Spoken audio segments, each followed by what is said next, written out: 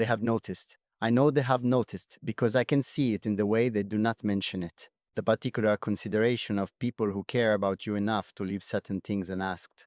My closest friends are not people who miss details. They are observant in the way that people become observant when they have spent years moving through a world that requires constant reading of everything around them.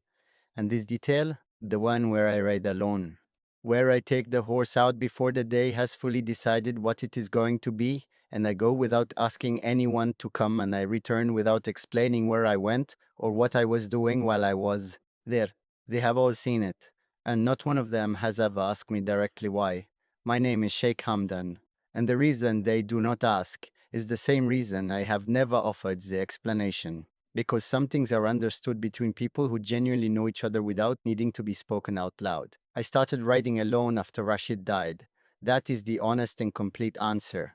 Everything else I might say around it is true, but it is also secondary to that central fact. Before I lost him, the desert was something I shared, something that existed between people I loved as a kind of language, a way of being together that did not require words, because the space and the movement and the particular silence of that landscape said everything that needed saying. Rashid and I rode together in that silence more times than I could count, and the silence between us was the most comfortable silence I have ever known, the kind that only exists between people who have nothing left to prove to each other.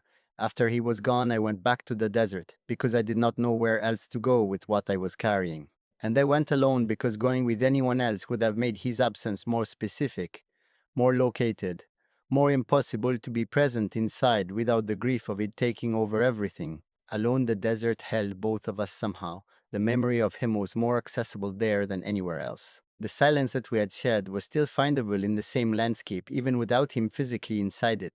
And so I kept going back, alone, looking for the version of that silence that still carried him in it. My friends do not talk about it because they understand that some griefs have rituals attached to them that belong only to the person carrying the grief. The solitary ride is mine. It is the place where I am still his brother, in the most active and present sense, where the loss is not something that happened in the past, but something I bring with me into the morning and sit with honestly before the day requires me to be anything else.